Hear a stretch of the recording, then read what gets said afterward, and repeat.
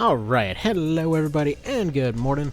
Welcome to part 2 of the suboptimal challenge. So I will say there's something that I guarantee some folks will have already commented by now that I missed in the first one, and that's namely the fact that Voltaire, well, not Voltaire, but that Lenore exists.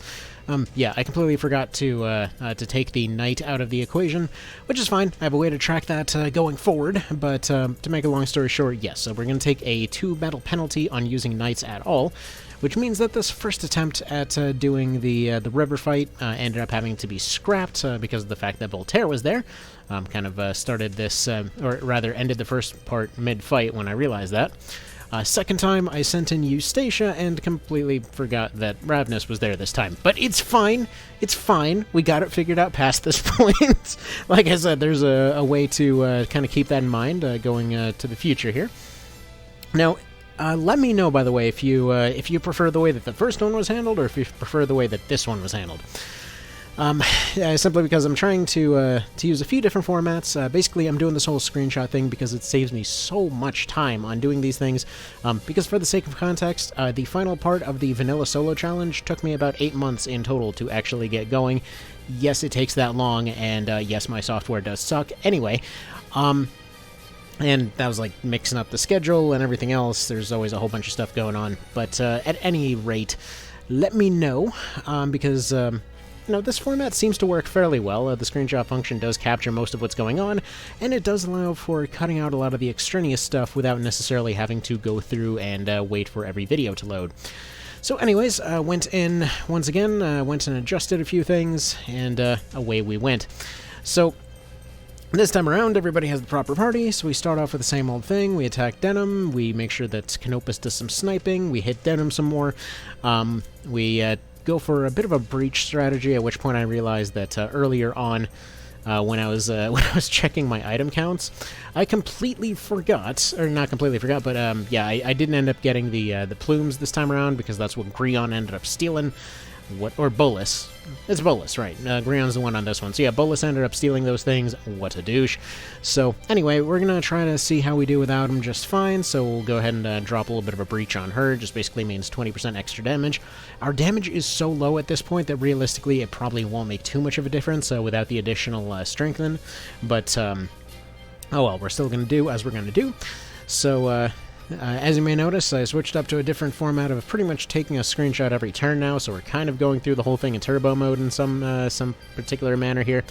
And yeah, it's at this point that it becomes a bit more clear that that witch build that we've got going over there with the Enchantress, they're going to be pretty darn solid. And I love how my phone has not gone off most of the day, and sure enough, now it ends up going off like crazy. Anyway, so we end up taking way more damage than we're actually putting out, but we're still being reasonably defensive. We're only a couple levels behind at this point, so nothing's gotten too crazy. Recruit rates for a lot of these guys are starting to become decent. You'll generally notice that actually the odds of recruiting somebody went through and tweaked this for all of the fights in the game for situations where they might reasonably want to switch sides or not. Like, this guy's people are mostly kind of around the middle to low in terms of loyalty. So we do end up getting a few folks on our side for the river fight. Generally speaking, we haven't actually taken any losses yet, and something I'm sure that must have come up the first time is, you know, why are you spending so many blessing stones early on? Surely you'll need these for stuff. And yes, the thing is, we're gonna end up needing blessing stones more in the future. For now, as long as I have at least one to go, we're pretty much going to be safe for the most part. I just need to make sure that I have one for Denim in case something happens. Basically, past the early game, it stops becoming a very good idea to raise up a lot of these characters unless they're needed to take a hit. So right here, in most cases, what we're going to go for instead is trying to recruit a new character from the opposite side and have them take the hit instead. I was kind of expecting that to happen there, but for some reason that female berserker decided to go attack Denim instead. You know, such things will happen. So we continued on, trying to clear up this little area. I was having an issue with that berserker and Amazon that didn't quite want to go down. This archer didn't want to join, so her stubborn self was turned into a chainmail. We did a little bit of recovery. You know, this fight isn't super complicated, but you can get surrounded pretty quick. Anyone that's challenge run this game before knows how quickly this one can potentially turn around. There was another one I hoped to hire, but Ravenous took her out, and shortly after that she got taken out herself in a very similar manner. And then she gets all fancy and she leaves! So, okay, so end up getting a lot more returns from Paralytic Wave and Sleep at this point. Basically that jump from about 50 to 70%, and later on from about 30 to 50%, generally does make a really big difference. It doesn't seem like much, it seems like you're still doing a coin flip, but seriously, just take my word on it, it's amazing. So I wanted to go into each of these fights with a general idea over who I wanted to recruit. I'm not going to stop and recruit exactly who I want or need at any given point. Again, it's a suboptimal run. What I'd hoped to do was recruit one of the casters in the back because they've got poison on them, figuring it might be a really effective way to deal with the next fight, but long story short, I couldn't really get Denim back there. I ended up just using him to recruit some of the frontliners instead, have them kind of boost our way forward, as it were. Our witch gets taken out, and then the one that took her out ends up... I think that was the one that ended up joining us. I'm not sure, but anyway, so went ahead and collected the stuff off the caster back there. If I can't recruit a caster, I will likely end up just taking their stuff, because that is more scrolls that'll be more useful later. I wanted to recruit the female berserker because they had an improved axe. I mean, we're likely to get another battle axe anyway, so whatever, it's worth having. I just wanted to have this on here to show that they are stumbling from all of these different stuns, so they're pretty handy to have. It's just, again, Paralytic Wave and Sleep do carry us for quite a while, but anyway, Donalto just going absolutely crazy on his evasion. I'm not sure why. I mean, this dude was literally just avoiding 80% like nothing. Like, the luck on him was absolutely something blessed. So, we continue on, keep trying to recruit people. This guy's odds were pretty good. I forget if he ended up joining. Apparently not. Yeah, this is a bit faster than I'm used to, so if I'm talking faster, I apologize. Anywho, so decided to just keep pushing, as you do. I wanted to get that bird over there on the left. That would have been the absolute ideal, but frankly, he wasn't having it, so we kept going and going and going. And, well, units started dropping all over the place, and it started becoming clear that, okay, I'm either going and investing a whole lot of Blessing Stones, or we're going to have to start wrapping this up pretty soon. So, ended up, started going crazy on Grion, knowing that I really didn't want to spend anything to get the Enchantress going, but unfortunately I believe we did end up having to spend at least one more stone to keep her from bleeding out. It doesn't seem like we want to, you know, do anything with her yet. I know pretty much any random caster will have more spells available to them.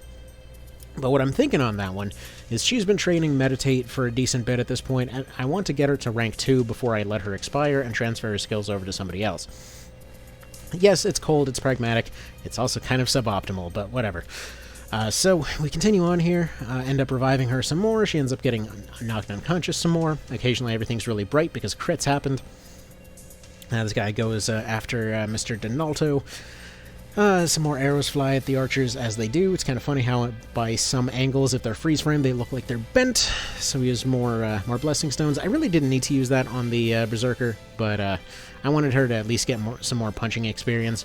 I'm really hoping that we'll get some better claws at some point. As of so far, kind of spoilers for the episode, but yeah, we don't get any additional claws for her.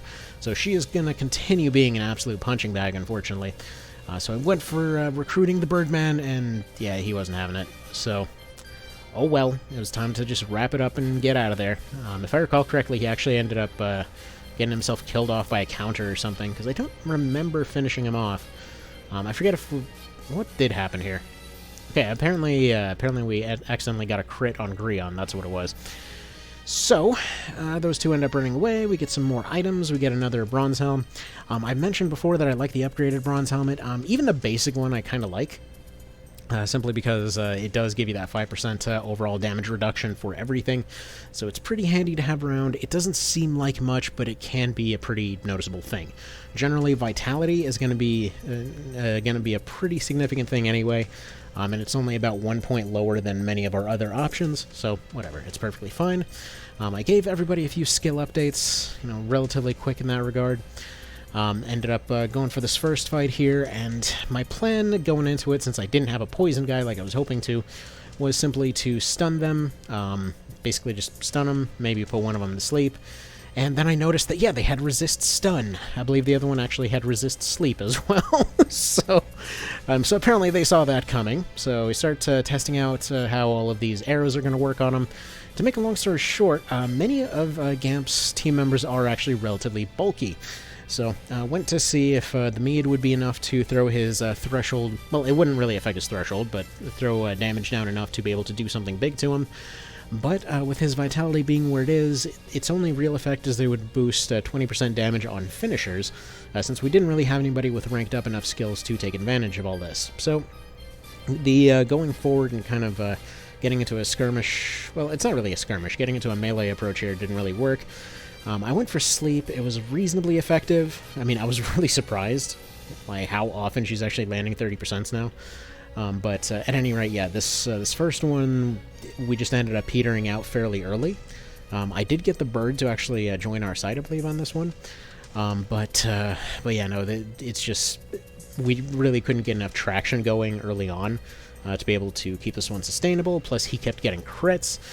Plus, they kept hitting unlikely hits all over the dang place. Vice, for whatever reason, kept attacking tanks instead of all the squishies in the back. And, well, as you can see, we're already starting to have a hard time making inroads into this place.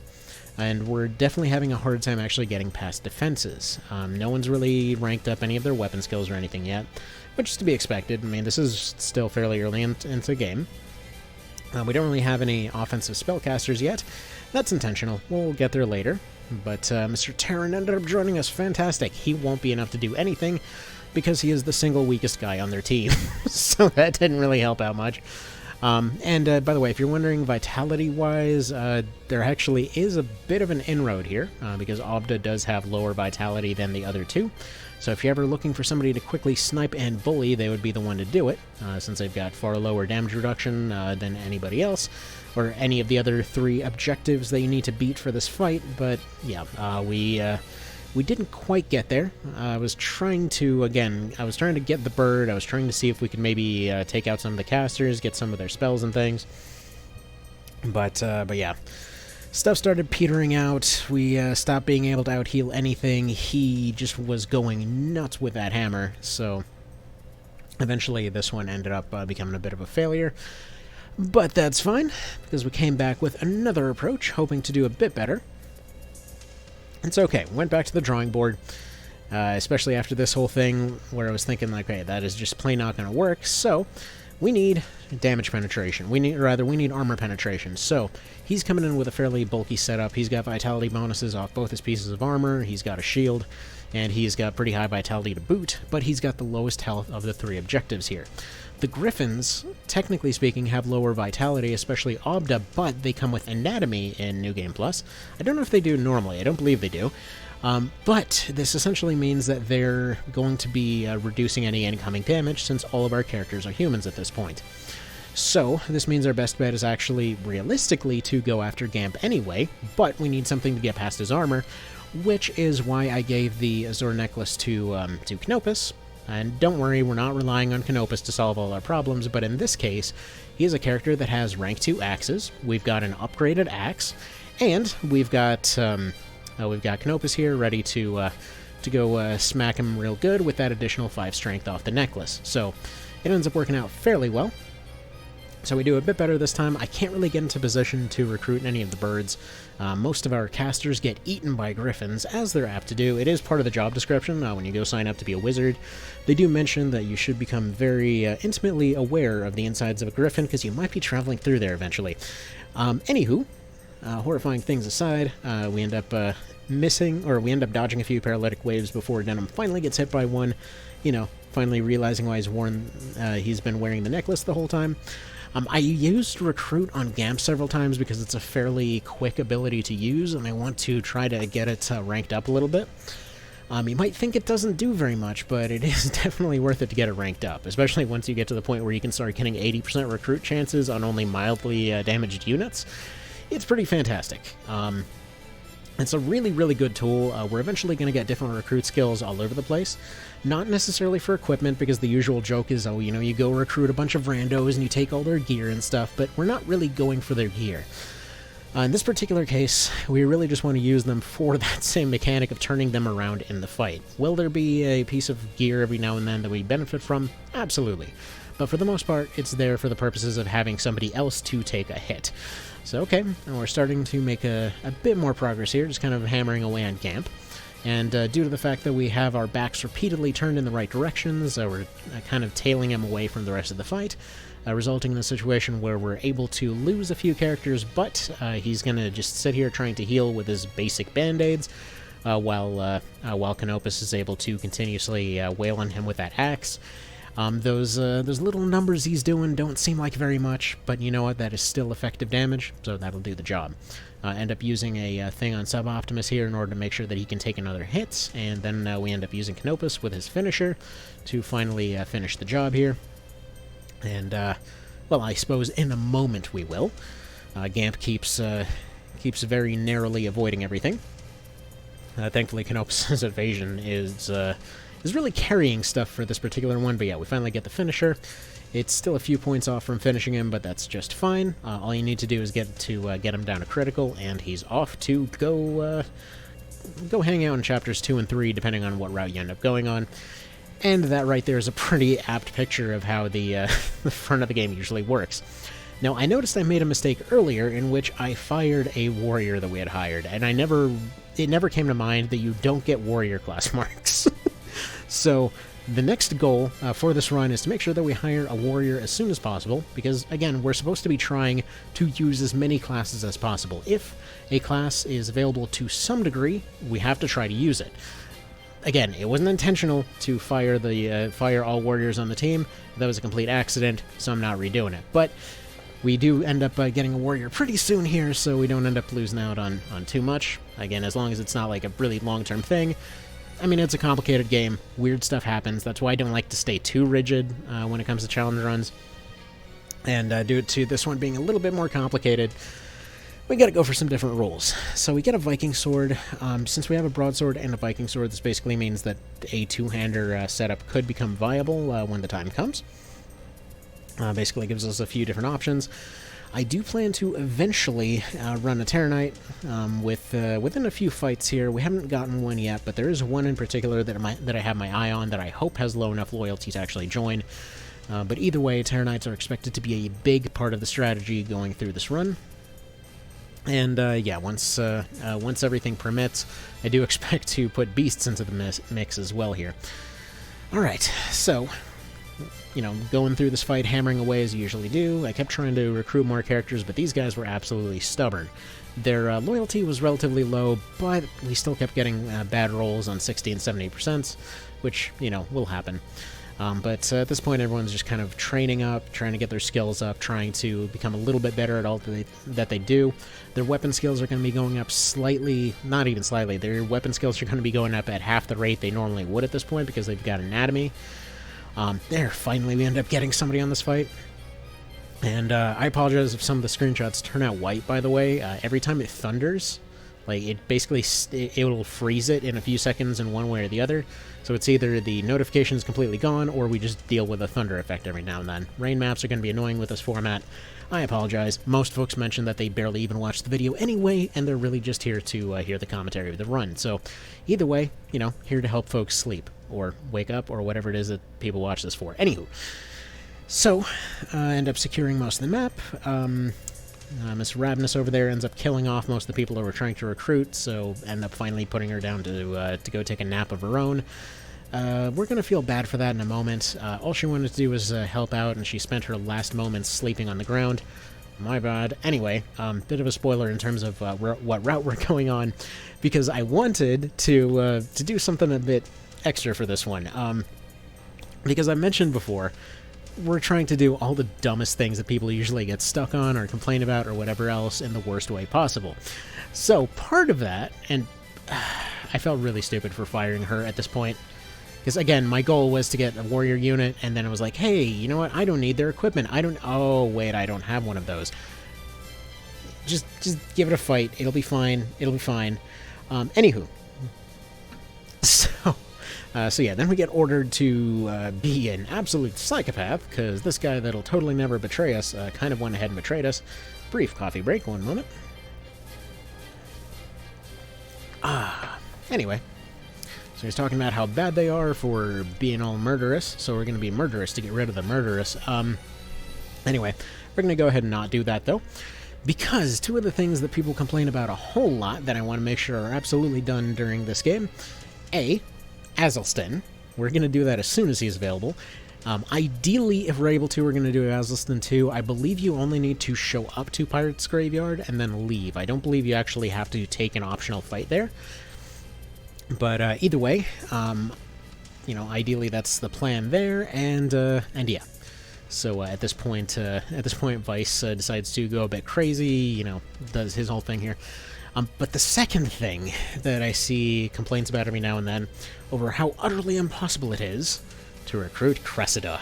So we're gonna do that too. And don't worry, eventually, I want to do something like this for One Vision as well, though it could be argued it's not going to be nearly as challenging for that one, because again, most of your stuff already comes pre-optimized. That's kind of the point of the run, or the point of the thing. Alright, here's a really cool detail, like just one of a million different points where there's just cool details where they didn't really need to put them. All the false Galgastanis here, so basically all of the Wallister pretending to be Galgastani for this fight, they have really high loyalty, meaning that you have to be extraordinarily good at convincing them to actually be able to do anything about it. Also, interestingly, Ravnus here just takes a single shot from the worst crossbow in the game, instantly dies. You know, she was shot in somewhere plot important, and yeah, so that was kind of that. If Skyrim is to be believed, she was shot in the knee and she just couldn't be an adventurer anymore. For the life of me, I don't know how on earth it is that they managed to go through this entire fight, hang out in this entire burning city, and then just sort of be just fine dragging her out, but they couldn't bother to heal her at any point. I mean, they are plot required to have a healer on the team, so... oh well. So, decided to go in the defensive setup here, and as per usual with all of these starts, we throw rocks at Denim. We're basically just getting them a bit prepared for what the plot's going to bring pretty soon here. And as you can see, we're seeing a lot more options showing up in the AI. They're not just showing up with just a spell and a stick or something like that. They're showing up with proper mid-game spell lists and stuff like that. They're not bringing in a lot of secondary ranks as of yet. For Chapter 1, they're still generally going to be rank 1. For Chapter 2, they're generally going to be rank 2. You know, 3, 4, all that kind of thing. That's generally how the game keeps it, and, you know, towards the end of the game, rank 3 and 4 is fairly appropriate. I apologize. Sometimes after talking for extensive periods of time, my throat just gets weird.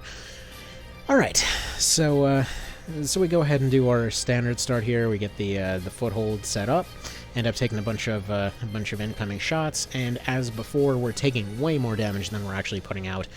We're seeing 70s coming in from some of the guys with strength in. Well, we are still getting good returns off the Witch, putting people to sleep. She's seeing about 50 to 70% odds in this fight, and my goal going into this one, because I know somebody's mentioned the whole loyalty thing before, but I never really remembered it. But my goal into this one was, once again, to upgrade the Enchantress to somebody else, because I want to have somebody with a actually complete spell list, so that when this one passes away, I can just go ahead and transfer Meditate and stuff like that over to them, and suddenly we have more spells, but we still have the same skills. Again, cold, pragmatic, depressing, but such is the way of the world here. So, start noticing that... okay, the strategy on this one was basically I keep Voltaire and Denim together. They're just a pretty thorough tank duo. If anyone else is around, they're not really getting targeted. They're not in much danger, just freely moving around the map. The rest of the characters that are doing the bulk of the fighting have to do this over here on the left, and they start to break partway through, wherein we're seeing the Berserker get beaten down a good bit. We're seeing that the Witch has to hide behind a corner. We're seeing the Denim has to retreat, yet the Archer was actually doing a pretty good job playing keep away up there, since not everybody can actually make those jumps up together, especially with some of their characters falling asleep, and two of them eventually getting locked down nearby Donalto. yes, the old man priest was keeping two young fighters at bay over there, despite having no actual attack power, just by his positioning. You can really do a lot of interesting stuff with positioning in this game, which is one of the many reasons I adore it. So we didn't really have time to deal with that Amazon over there on the right, so I just went and had her get knocked down to the bottom. Went ahead and just kind of held out on the left, slowly whittling away. Since their actual healing element was just that one knight, meaning we could slowly move our way forward. We effectively ended up having 2 to 3 healers depending on space as time went on, while they only had one. Their second healer is something that we were dealing with over on the right side there. Actually, no, that was just a caster up there. We didn't even have a second healer to worry about over there. So she was showing off that poison ability that I want to be able to use, but as I've already spoiled, we're not getting that, because even at 22, even with anatomy and recruit kind of getting up there, we're still seeing 0%. These guys' loyalty is maxed out or at about 90%. And even at those 90% ones, if you had like maxed out anatomy, if you had maxed out recruit, on the tile right next to them, you maybe would have like a 20% chance. So it just ain't gonna happen. So either way, moving on as we're moving on here. I do really, really, really love that detail that people will only join you when it's reasonable. And these guys are straight up psychopaths. They did essentially come in, you know, ready to wreck everybody's day. You know, they were pretty much getting themselves ready for a mass murder here. I'm pretty sure you're not talking them down, but... Hot dang, that is some good coffee. Got this place that we go to occasionally nearby here that's got a bunch of custom coffees and things for pretty cheap. And occasionally we'll just splurge a little bit and get at least a few dozen cups of the decent stuff. You can at least get half a bag full for like $4. It's great. Anyway, stuff tastes fancy. So, Witch Lady got herself stuck. I dropped her down a tile that I didn't mean to drop her down to, but she was at least safe back there, so she was kind of taking cover and sleep sniping people. Interesting note, by the way, sleep and charm are actually affected by the direction that you look at them from. So if you are attacking them from, like, basically it's the reverse of what it normally is. So if you're attacking them from the back, you're less likely to succeed, and if you're attacking them from the front, you're more likely to succeed. So just kind of a funny thing there. It's basically the same bonuses you would get if you were, well, essentially if you were attacking normally, just reversed. So as far as I'm aware, that's the only time that actually comes up, but there's a lot of really weird kind of interactions in this game. And I love it for that, but okay. So I wanted to get a hold of that knight. I wanted to get a hold of as many units as I can here before we ended up having any permanent issues. And at this point, I really didn't have the blessing stones to spare to make sure that we got out without any losses, which is really just fine. From here on out, and especially from Chapter 2 onwards, we're basically not going to be using them as much on the generics. Because it's just going to come down to what spells people know and what kind of skills we can transfer over to them. As long as we're not seeing absolutely insane losses, we should be just fine. But either way, I end up picking up a Mendeleaf there. I've been using them pretty sparingly, since again, we're very limited on our actual healing items. Yes, it's just a Mendeleaf, but you never know when a pile of those might be exactly what you need. You have a character retreat, use a bunch of them, and then suddenly, hey, look, they're, you know, perfectly fine. You have another unit in the fight. Suddenly this fight that was unwinnable would be, you know, has a chance. So the Valkyrie is really dropping off in terms of power at this point. You can really see that she's struggling to hurt even archers. She's still doing damage. I've said before, as long as you're reaching double digits, you're in a good place, and I mean, that's why I haven't, it's not like I can really fire anyone in this case anyway, but I wouldn't fire them because, you know what, they're pretty alright. They're still one of my favorite characters in this run so far, and, away we go. Oh, and folks that might be wondering, I usually let Donalto get killed off so that I can go back and pick up Felicia, who I consider to be luckier. The only reason I didn't do that is because that would essentially give everybody else an extra level, which, again, we're doing the suboptimally. I have to take spread out levels as much as possible. So we get Stagnation, we get some upgraded gear, and you might be also wondering why I haven't gone and used a spear on anyone yet, and we will. There's basically a particular character I'm saving spears on, we are going to get very, very few spears, so I want to make sure that, well, that we aren't over-dedicating to those, because again, we're not really going to be having too much to go with on that one. So we get to Chapter 2, Chaos. After hanging out in a burning city. I mean, if we were so innocent, what the hell were we doing there? It's really about time to leave. But I always kind of love this this whole discussion afterwards, where he's just moping around like, you know, I want to at least try to get some kind of closure out of this whole situation. She just wants to be pragmatic and get the hell out of there. And Canopus is basically just telling him, hey, you know what? You lost. You lost. You're the bad guy. This is just kind of how things go. So, you know, buck up and probably go kill some more dudes to get your reputation back. So, anyway. Gotta love how the main sort of wise character you get early on is almost a joke character. So, everyone decides that it's their best option to go view their other guy here. And right here, the fantastic thing about being able to play in world mode from the very start is we get access to Chaos Frame from the very start. Also, for those that didn't know, after this fight, there actually is a scene for Ravnus, but you have to go into the news to see it. So basically, it's her basically pointing out, like, hey, you know what, this sucks. Can you at least try to fix their problems? You know, can you just show them the light? And see, the thing is, she misunderstood this. Because we also want to get Cressida later. We're going to show her the light. It just might be a little bit permanent. Anyway, so we get some upgrades for skills for everybody. By the way, for those that don't know what I'm talking about there, long story short, you kind of got to become friends with the Galgastani to be able to recruit Cressida at all, meaning we're not exactly going to be good people to the Wallister. Anyway, we're going to be replacing these guys as soon as humanly possible. Alright, so we run into Aerosol 1 here, and this is one of those ones that tends to be a noob trap for some folks, so... Again, this is minimum possible level you can be by this point, New Game Plus, and we'll see how we do. So she comes in with a ring. Normally she doesn't come with anything there. Comes with Resist Stun, funnily enough, as well as Anatomy. Many of the characters here will have Anatomy, or at least one extra passive on them. Not all of them will have something that's ranked. But at any rate, you know, Donalto tries to talk her down, and she's stubborn as hell. I do really love the detail that everyone points out how stubborn she is. It's kind of hilarious. But, anyway.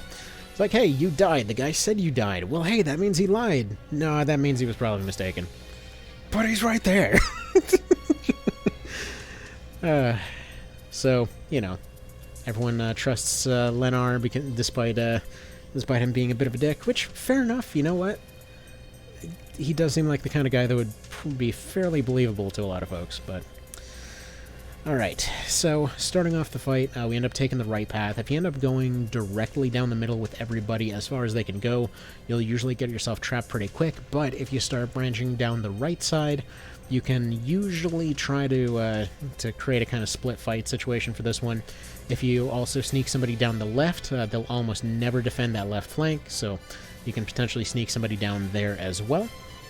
But the main choke point is in the middle, and you really don't want to lose out on a lot of your offense sitting in the middle there. So my goal here was to essentially get around the back. I wanted Canopus on that healer. I wanted to have Denim going down the right side and just trying to recruit anyone he can. And I wanted everybody else just trying to hold the line as much as possible. And as a bonus objective, I needed to get a warrior on the team because I kind of fired the other one, and, well, that was stupid. So... now that I'm actually aware of what classes we're using for this run entirely about using all the classes, went ahead and got shot a whole bunch, because this is kind of when their offense starts spiking pretty good. So yeah, their basic archers can do almost as much damage as Canopus, so that's, you know, that's great. And they've got way better weapons than we do. In a lot of cases, actually, after this point, Eustacia ended up getting an upgrade to her sword. I got herself up to a rapier. So fair enough there. Witchy Lady ends up going and putting everybody to sleep. It's pretty fantastic. Definitely reduces your incoming damage by a pretty significant margin. I believe I'd gone for a recruit on that night, which is why he was awake again, because they really shouldn't have been up yet. But my goal was ideally to get both of those knights so we don't have to worry about them continuously blocking our way, pick up the warrior, probably just snipe the healer because none of the healers are really going to have anything too special for us here. In fact, I would definitely prefer getting a replacement knight, if anything, which I did end up getting that night and was very disappointed by him. And so we ended up moving onwards. I saw the Hawkman there. It didn't occur to me at the time to go pick him up, but that thought did come to mind later on in this fight. So we go. Lady takes an axe to the face surprisingly well. Those are not really something you generally want to be taking, but hey, I suppose everybody can become resistant to almost anything if you eventually train for it. So we started seeing our team dropping all over the place. We haven't even laid a scratch on Aircel, so you might be thinking, hey, that's basically the end, right? You know, recruits failing, our dudes face planting, not making any progress until right here. So we get their healer down, which suddenly means that A, they can't retreat and heal anymore, so they're probably going to be less likely to retreat. They're going to be more likely to stay forward and fight. We end up getting that warrior there. I don't even mind if she ends up getting knocked out. We have one on the team. That's fine. So I end up having her circle around using mend leaves, just trying to make up for that lack of health. And we have Voltaire and Canopus going over there and just beating the crap out of Aircel. Just basically put her in a corner and, well, savage beating commences. So from there, Eustacia ends up getting sniped. So we have yet another person going down. We have Damaris here just barely surviving. Somehow the standard archer that they're using, they did just barely more damage than the actual Mendleaf was doing, so that worked out pretty well. Ended up recruiting one of the knights down there, or the other one of the knights down there. Oh, no, not the other knight. What am I saying? Ended up recruiting the Birdman. So that was pretty fantastic. Wait, was that the Bird? Yes, that was the Birdman. It wasn't my goal. He is a warrior Birdman, so that would have fit the goal just fine. Funnily enough, he does not actually end up staying a warrior. Yes, that's right, we did actually end up pulling this one out despite that massive faceplant there, and I've seen so many folks get into this fight and give up at that point. But that's the thing with this game, there's so many little things that let you turn stuff around.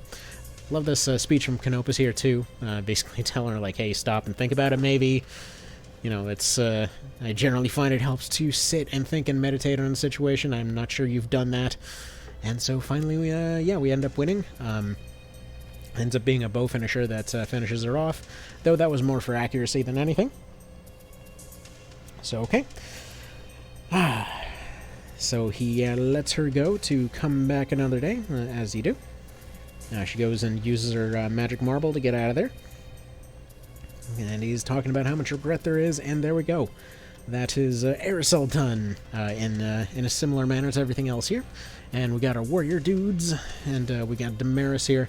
So she actually came, interestingly, spec'd out as a pretty solid frontline fighter. I haven't decided as of yet. So, okay, but first of all, Thomas here, no heal on him, screw it, we don't need him. This guy is actually a really good caster, so while I don't really have anything so far, I do plan to actually make him a offensive windcaster at some point, so that's going to be maybe the idea there, but if we ever need a flying caster, there we go. Oh, and is that really, did I not, apparently I missed a few things here, so let's back it up a quick second, see if we can show off their particular stats. Here. Sorry, this isn't running with the normal like picture and all that kind of thing anymore. I tried compiling it into one big little picture book type situation, which took a little bit longer, only slightly longer. But I thought it looked kind of nice, so let me know what you guys prefer. But anywho, so looking over these characters here, yeah, Thomas the Knight was fired simply because he doesn't have heal. Any heal with it. When it comes to knights, it's going to be required. It's just you don't get heal as a drop. As strange as it sounds, there's almost no chance to actually get just your standard heal as a drop throughout the game. So you need to recruit somebody that has it, at least under this rule set. So this lady right here, I ended up really liking their stat allocation, because, so good dexterity, so they're going to be hitting pretty well. I'll probably end up actually just making a knife fighter out of her. Good strength, decent vitality, iffy agility, but that's made up for with the high dexterity, decent avoidance, and then really, really high resistance. So she's basically maxed out for resistance, dex, and strength. So really solid fighter there. That's why I ended up using her as the fighter instead of the bird. And then we look at the bird. He's got really good dex, sure, but he's also got really high int, mind, and resistance. Or actually, no, his resistance is awful. So he's got dex, agility, avoidance, or not avoidance, but intelligence and mind. Really weird setup, but potentially a really good caster. So we'll see how that ends up going. So we ended up joining there, and then, yeah, Thomas is just... He's got nothing for healing spells, so yeah, we definitely don't need him. His stats were pretty much average across the board. It was average or lower. He didn't have anything past 34, so screw it. We didn't really need the guy. And there we go. That about sums it up. So that'll be that. Thank you guys for stopping by for this thing. And yeah, I'm looking forward to see how it goes. I love this whole rule set so far. Everything about it just feels like a fantastic puzzle, you know? But, alright. Anyway, that'll be that. You guys take care. Have a good one.